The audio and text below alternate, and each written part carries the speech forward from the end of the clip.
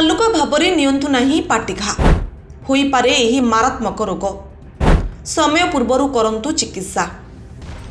पाटिरे घा हेबार अनेक कारण रही।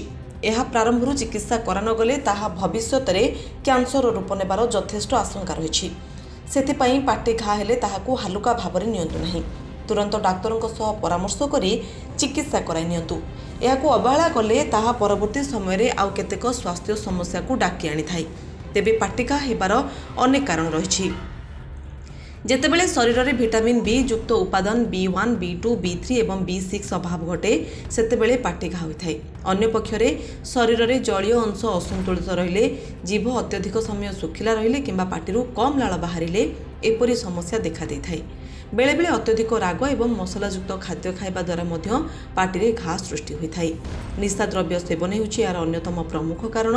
तेबे एथिरु रक्षा पाइबाकू पाटी को भल भाबरे सफा करिबा सह विटामिन युक्त खाद्य खांतु।